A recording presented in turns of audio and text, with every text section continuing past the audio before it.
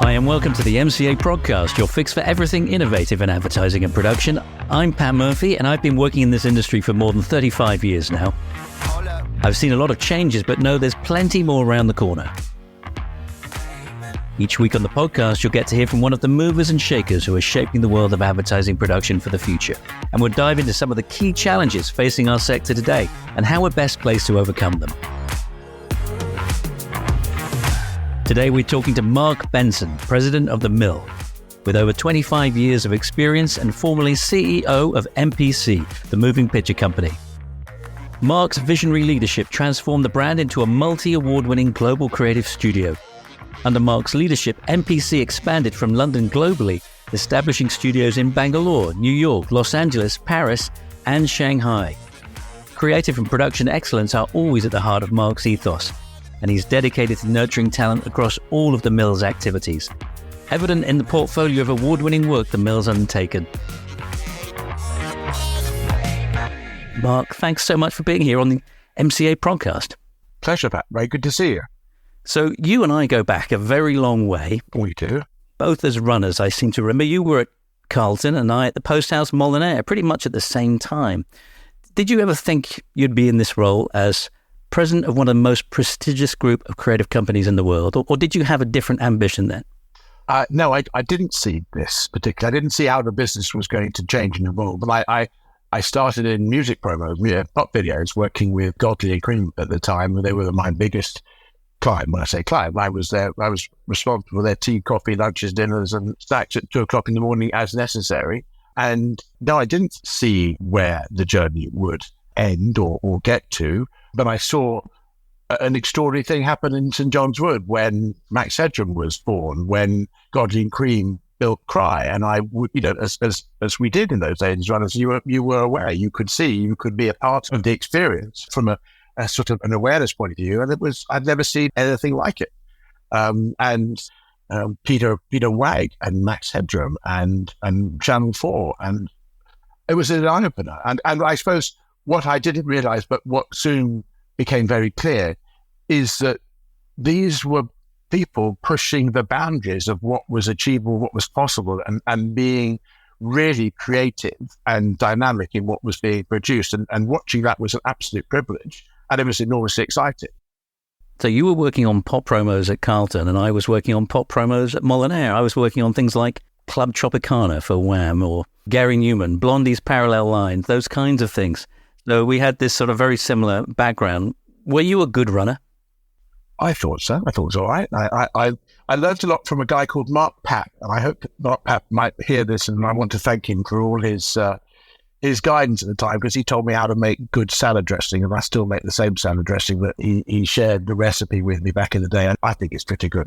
And actually, in all seriousness, looking after clients was what you learned from the outset, and that engagement and understanding of what client meant was something I was really interested in, and I enjoyed the relationship. It was all about relationship. It was perhaps more revealing than I might have imagined, but that sort of importance of how a client felt and how people I worked with felt, the way in which the editor and the artist and the DP and so on worked together. I could sense that collaboration early, and I think that was very impactful on me. So I went to film school and spent 3 years studying and getting my degree, and then I came into being a runner. I think I learned more in my first week of being a runner than I ever did in university or at college learning about film. Yep. And my first managing director at Molyneux I still work with him. He's my chairman of MCA. So I've been collecting bosses over the years. Do you keep in touch with all of your old bosses?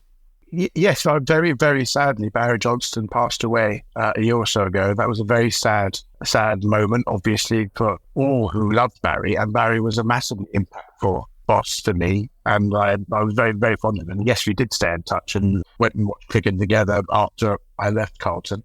And he's always very close to David as well, and still see David occasionally. And I cherish that relationship as well very dearly, with others, of course, along the way. I mean, so many people that have been massively important in my life as partners in business, but also friends, and are still friends. And a lot of the friends that I worked with in those early days are now very close friends.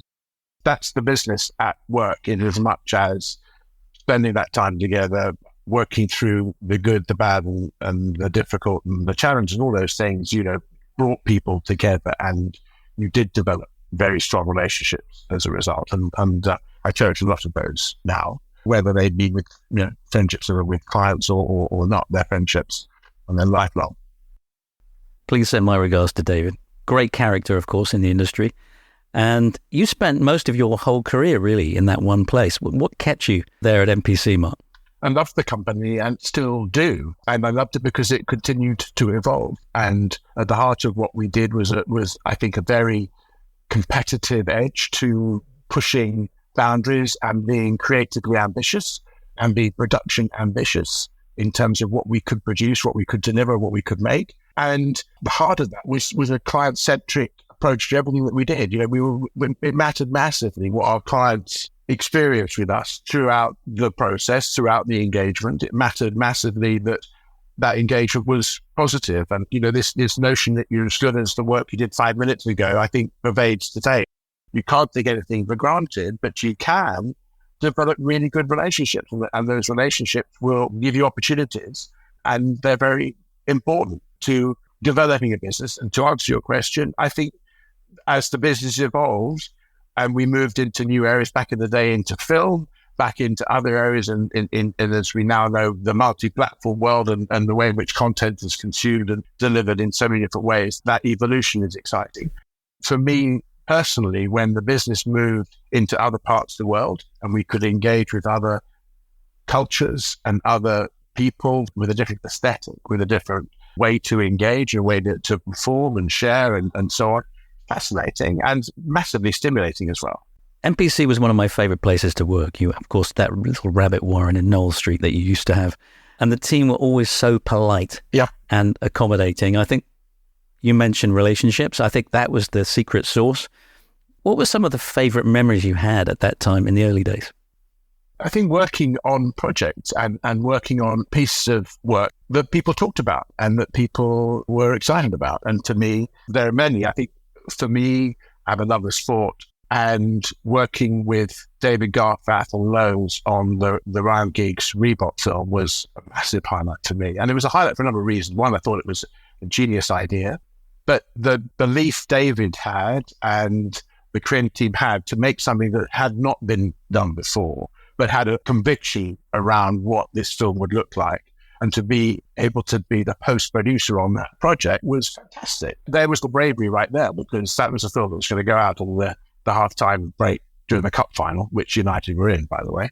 And it finished at 11 o'clock the night before and played out at the last minute. That was a fantastic experience. And I thought, brilliant idea. And I don't know, I'd love to ask David if he'd love to do it again with the tech where it is today. But at the time, there was nothing like it, I don't think, that had been conceived as an idea and then delivered, I thought, brilliantly. And that was very MPC, I think, as it was with a number of our competitors, right? We all wanted to push each other to make great stuff that was awarded and talked about all over the world. I think the industry was all the better for that aspiration that we all had to do the best work. So MPC over the years was responsible for some of the most iconic ads and post-production of those. You moved into film productions as well. How did MPC move from ads also into post-pro on film?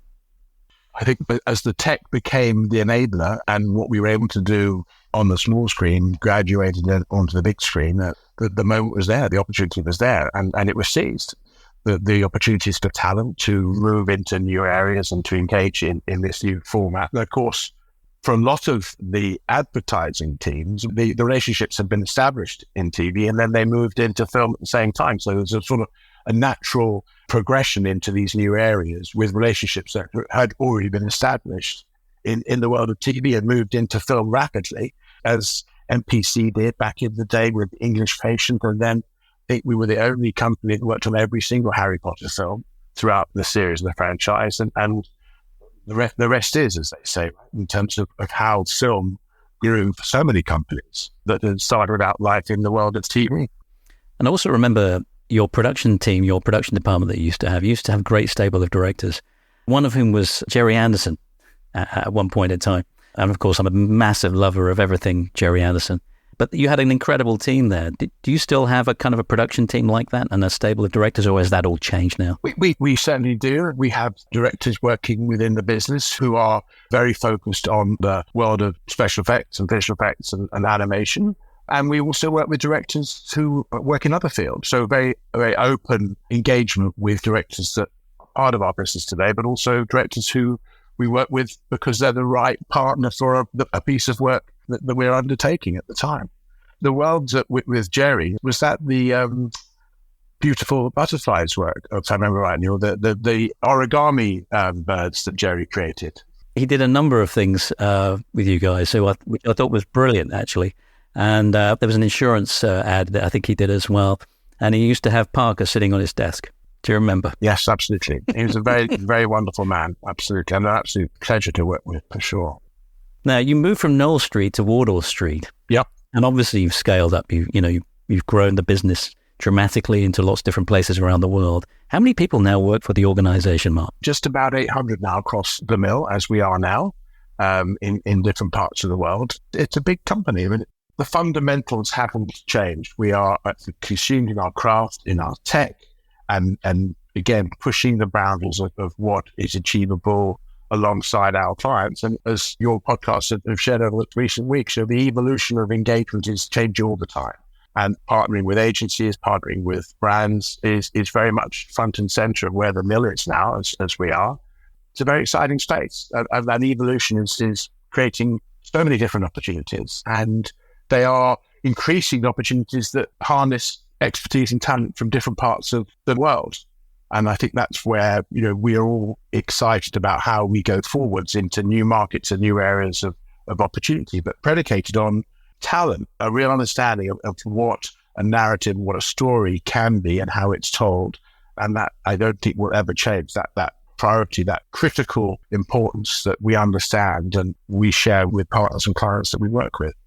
I was also a frequent visitor of the mill. Sorry about that, Mark. I was playing you both off at the time, but they were the upstarts, I guess, the MPC challengers at the time when they started. Apart from having Ridley Scott's Oscar in their reception for Gladiator, they also had some exceptional talent in the building. Was it easy to bring the two companies together under one umbrella? Was there much fallout at the time? Both companies had, as you say, phenomenal talent and had built, I think, phenomenal businesses that thrived off their competitive nature, which was, I think, again, the best interests of the business. And look, for some people, it wasn't what they wanted or saw as right for their future. But that's a while ago. This is a merger that is now firmly in the past. And we go forwards as the mill in the future.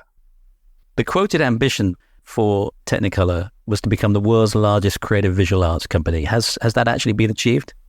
I think we continue to be aspirational in that regard. I think we hit a number of the notes and we continue to do so moving forward. I think the definition of that creative arts company is evolving. And that's what's so exciting about where the mill is right now in terms of how it's transforming and how it's moving into new areas of engagement and opportunity, not at the expense of the work we continue to do around the world, whether that's making TV ads in London or for the Super Bowl or whatever it might be. We have no desire or intention to lose touch with that core. But what's so interesting is that the creative and the tech that is opening up opportunities, whether that be in the sphere, where we just produced, I think, in the last 12 months, 20 projects, or 3D billboards, or working with a theatre company, or working with a construction or a property company to develop and show how property or a city is going to be experienced in the future.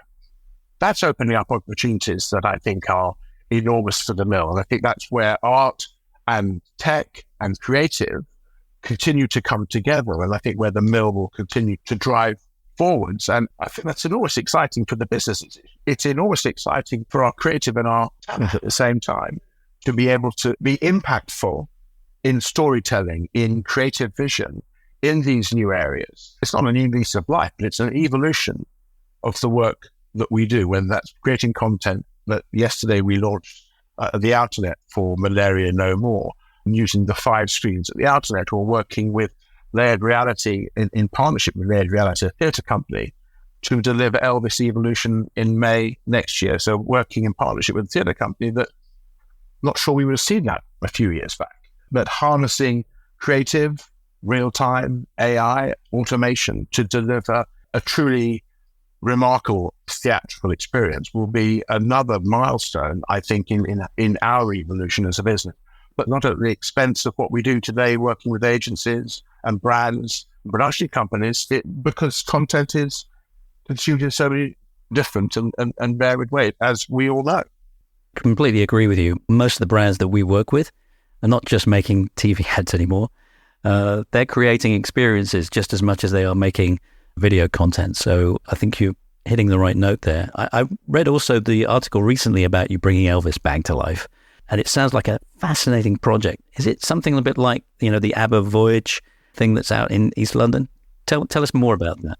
I understand how it fits, meets with the genre of the ABBA Voyage, which I certainly love. But this is a different experience. So this is, I think, much more immersive experience in the context of it being 180 people moving through different rooms and experiences within a new space in London, and the engagement with actors and Elvis as we will see him. I think it will be different. And we've loved working with Layered Reality and developing this partnership that is so interesting in so many ways. One, it's obviously opening up this opportunity to flex our creative and tech muscle in this particular way and in this context. But we're also learning, I think this is really interesting for us, working with a different type of production, what theatre production is about and how theatre produces content versus a production company or an advertising agency. It's a lot of learnings, and it's really interesting. And I think it will help inform how we develop in this space in the future, because we're used to a way of working which is great. We understand how we work today, but when we work with a property company or a construction company or a theatre company, how do we ensure that we're calibrated in line with how these businesses work? And getting that right, I think, will be very interesting for us. Let's talk a bit about innovation. When I was at Molyneux, I remember well when the very first Quantel paint box arrived, and everyone was very excited about that. Obviously, technology has moved a very long way since then, and even the pandemic shifted plenty of our behaviors toward a more hybrid work solution. Do you still have floors and floors of operators, and have you adopted a more flexible approach for your teams to kind of work in different places as well as in your main building? Yes, we have, and I think that's getting the balance right. It's not set forever in as much as we look at it all the time, and I think getting the flex and the balance right between having the studio spaces, which we do in all the areas or in all the cities in which we operate, but having that flex between having the artists, the talent, the creative tech in studio, production in studio, and working in a hybrid model that is very advantageous, as we all know, when it's deployed correctly and in the right way, is great. But we also want to make sure we continue to have the reason to be together, and that people are, and we certainly do encourage people to come to the studio because it's the fun place to be. And it's also where we certainly know our engagement with ourselves and our engagement with our clients still thrives and is still so necessary. And so getting that balance right is something we look at all the time, but we certainly prioritize physical space and having the studios in our portfolio so we can use them for the right reasons at the right times. I think we're in sync with the evolution with our clients, and we're certainly seeing more clients work in studio with us more so now than perhaps a year or so ago. And I think that will, I think, continue. And I think that there's a recognition that certainly when we're pushing and we're driving each other to create experiences and content that is pushing a boundary, there's almost a need to be together for certain amounts of time to make that really work to best effect and to be in the same space. And also with people coming up through the junior ranks, they need other people around them as mentors, I suppose, as they come up through the business. Absolutely. Completely agree. Now, equipment and software is now at a price point that so many more people can have access to this stuff. Do you worry about competition from people sitting in their bedrooms at home? No. I think for all of us, that is a reality, but it's also making, I think, us focus on a number of things, on our creative, the quality of our creative, our content, our narrative, our storytelling, our experience, or the experience that our clients have working with us. And I think it's keeping us focused on what's important in terms of driving the mill forwards and what the market is looking for from the mill in the future. And that's harnessing AI, it's harnessing real time. So we talk, of course, about automation. Yes, a lot of functions continue to be automated and will do, but we're also seeing the value that AI is representing to what we can do versus what we weren't able to do in the past. And I think that's where we need to continue to focus our attention, looking at the opportunities that AI is affording us. And certainly it's playing a massive part in the work we're doing with Layered Reality on Elvis Evolution. That is, I think, indicative of how AI is an enhancer for us as opposed to it being anything other than that. It's interesting what you say about how you're adopting AI. I read so many articles now that AI is going to be the death of visual effects. I mean, what's your point on that? I don't see that. I do see AI giving us opportunities to do things more effectively and in some instances in new ways that perhaps we wouldn't have needed in the past. But I'm also seeing fundamentally the opportunities that are opening up with the scale of expectation on the work we do in terms of the formats, the scale of formats, the complexity of a theme park ride, the complexity of an experiential experience where AI is going to be the enabler as opposed to a restrictive factor in that development. That's where we are right now. For us, visual effects continues to be critical feeder of these new ways to engage, whether that's visual effects, whether that's design, creative production. These are all the tools that the mill will continue to prioritize as we find and develop solutions for our clients and our partners in the future. And I think the partnership piece for us is very empowering. I think back to the work we did together with FCB and Michelob in New York and the launch of the Formula One experience. That was a collaboration between Michelob, FCB in New York, and the mill, and each partner playing such a critical part in the delivery of that experience. I think that is where we continue to see opportunities that recognize the expertise that different partners have in the collaboration and delivery of something very special and very impactful.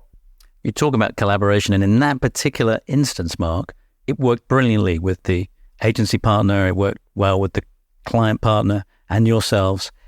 But that's not always the case, though, is it? Because you have a lot of agency groups wanting your work and bringing it internally. What's your viewpoint on that kind of in-housing? I don't see it changing. I don't see the direction of travel changing.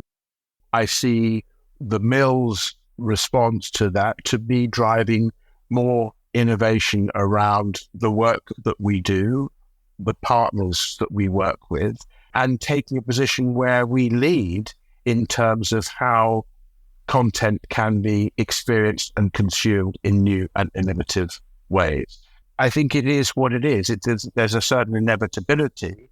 I'm fine as long as we continue to push the boundaries of where we feel comfortable, which is in areas of new, innovative, creative tech and experiences that increasingly engage with immersive experiences, experiential experiences, and new markets. That's the position we take. It is what it is. And it doesn't mean we don't continue to work with agencies and production companies as we do. We absolutely want to do that. And we're firmly committed to that. We're also firmly committed to being clear what the mill proposition can be for the future, or what it is today and what it can be for the future, and what that could mean to any partnership and any engagement. And is one of your strategies to do more and more work direct to client? Sure. And I think that's driven fundamentally by the evolution of how brands are engaging and how brands are looking to engage. And I think it's driven by the right partners for the right delivery and the right execution. And I think as brands continue to look to new relationships, the mill is in a good place to recognize the mill's place in that ecosystem. I think it's over 65, 70% of brands that now have an in-house function of some form. And I think the evolutions and the transformations are happening around us in many different ways. And I think what for me and for the mill, what we need to be clear about is our proposition and our expertise, and make sure that is a clear proposition to the market. Do you ever say no to anything? Do you say no to any particular clients or type of work? Or just going to go, pay us the money and we'll do anything? No, I think we find ourselves engaging with work that's right to the mill. And I think rather than no, I think it's yes and. So what I mean by that is, how do we take what we're doing today with our clients and how do we develop relationships? How do we bring more to the table, as it were, and broaden our proposition as opposed to looking at it another way? 30 years, Mark. Drawing from that extensive experience, what are the key innovations do you think that you anticipate will transform the creative production landscape over, say, the next 10 years, next decade? What challenges and opportunities as well do you foresee? There's real momentum around the growth of experiential entertainment. And I see it, I believe it, and I think that is going to transform the business beyond anything we might have imagined in the past. Because I think the world will continue to demand more of engagement that will be more immersive, because the expectation around immersive engagement will continue to grow. I think that for content creators, for the storytellers, for the ambitious, visionary storytellers, that is going to be a fertile space to engage and to be super competitive in that new space. And by that, I mean creating experiences that people love, that talk about, or they don't love, or whatever they might be. But that will be in the space, and I think that we continue to see real material growth in, and will be exciting for us all. And I believe things that are more relevant to each of those customers, so more personalization as well. I think something that's going to be more engaging on an emotional level for each individual. Absolutely. And that can be within a theatrical experience, it can be within a museum experience, it could be within a property experience. There are all manner of ways in which I think different industries that we never imagined we would engage in by virtue of their need and the expectations around a more immersive engagement that those businesses will require. I'm very excited about how Elvis Evolution lands and how it is received. I see much more of that type of engagement in the future, because it's fun and it is a different engagement. It's not passive; it's very active or proactive. Mark, you've managed to last so long in one place, and you have an incredible reputation as a leader, right? So, with all of these people that you now employ, how do you get the best out of everybody? How do you keep them motivated? Well, it's very kind of you to say that. I think by continuing to look forwards and continue to look at the opportunities for the future, and to provide an environment and a workspace that has opportunity to learn, to flourish, to collaborate, to engage, and to have fun, and to be healthily competitive, and to enjoy what that means in terms of producing work with colleagues and people around you that people talk about and that people are excited about, and to feel comfort around that, to feel that's a really good place to be. Do you make a point of knowing everybody's name, right? You've got a lot of people to remember now. Yes, I try to. I try to be in our studios as much as possible, and there's a balance. We have a brilliant leadership team. We have brilliant leaders across the business, as you would expect. And the way in which we engage is really important. And that sense of belonging needs to be consistent and is a fundamental to our DNA. As the world continues to evolve and to transform, that sense of excitement and belonging and vision for the future is something that we work very hard on sharing and communicating, because I think it's a real opportunity for everybody and it's exciting. Now, you will have seen many talented newbies coming into our industry from art or film school, and I think nurturing new talent is one of the duties that actually not just you guys have, but I think everybody in our industry has a duty to be able to nurture new talent coming through. Yes.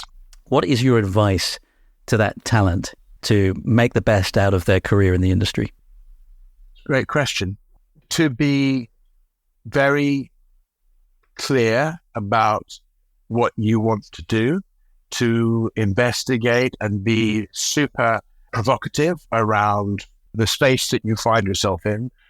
You don't have to have all the answers to all the questions, but to ask all the questions and to be inquisitive and to have your finger on how the world is evolving in terms of content, in terms of entertainment, in terms of experiences, and to demonstrate your passion and to understand what being part of a collaborative team and part of a group is all about.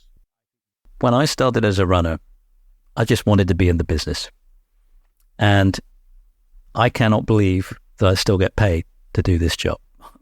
Do you feel the same way? Likewise, yes, absolutely. Absolutely. It's a mass, as we started, it's a massive privilege to work with fantastic people. Our challenges are so bespoke and specific to what we do. But if we take a beat and recognize the environment in which we operate, the brilliant people we get to work with, the brilliant challenges that we're set, it continues to be an amazing opportunity to make a living out of doing this and to be so fortunate to be doing so. And I think that we go back to what we said a few moments ago, recognizing that we're as good as the work we produced yesterday, and that's how we're judged, and that goes for the experience that our clients have, that it's as good as ever, and it's as caring as ever. The fundamentals are there, but the excitement to me is how the opportunities are evolving, and the learnings, therefore, will start again. We'll need to learn new ways to engage, new ways to partner, new ways to find solutions, new ways to deliver, and new ways to celebrate success. And what does that mean? What does that look like? And there's so many learnings there for us. I think we've got to understand more about what content means to our clients. What is a return on investment for our clients? Marrying that alongside creative and tech is something we've got to work out and understand. But it's coming. It's here. It's changing. Oh, I completely agree. Mark, outside of work, what has meaning in your life? Do you have any passion projects that you have going on? Well, my family are my major passion project. I mean, other than my family, no, it's about work, and it's about their fulfillment and having time with my wife, Susie, when we can. She works very hard as a teacher, so, it's not as much time as we might like. I mean, other than keeping fit and spending time with family, that's a good balance for me. And football, of course. Of course. There's plenty of time for the football and the rugby and any sport, really, that I can get my hands on. Brilliant stuff. Finally, coming to the end of our podcast, the question we have to ask all of our guests, since it's become one of the highlights of the podcast. Mark, what's your favourite ad of all time? I'm going to say the Reebok ad, if I may, because I was privileged to work on it. I thought it was a genius idea and a genius execution. And David Garfath was someone that I admired enormously and was lucky enough to have as a client. And I thought that piece of work was completely awesome, alongside so many other pieces we know. But because I don't think anyone had delivered anything quite like that, or an idea that had Ryan Giggs celebrating goal with George Best and Bobby Charlton, and I thought that was my favourite moment. A brilliant ad, and we'll post it up on the podcast website as well. So thank you so much, Mark. An absolute pleasure talking to you today. Oh, you're very kind. Thanks, Pat. Great pleasure speaking to you. Thank you.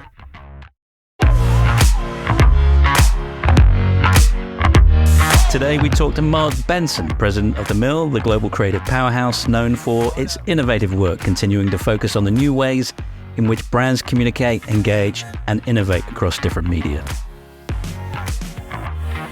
To find out more about the MCA podcast, please head to theprodcast.com, where you'll find details on all my guests, links to their favourite ads, and full transcriptions of all the episodes. If you're enjoying the podcast, please do give us 5 stars and a review at your favourite podcast platform. If you have any comments, questions or feedback, please email us at podcast@murphycobb.com. I'm Pat Murphy, CEO of MCA. Do come and connect with us on LinkedIn or Instagram, of which all the links in the notes for this episode will be there. We'd love to hear from you. Thanks again to Mark, my team at MCA, and to my production team at What Goes On Media. Thanks for listening. See you next time.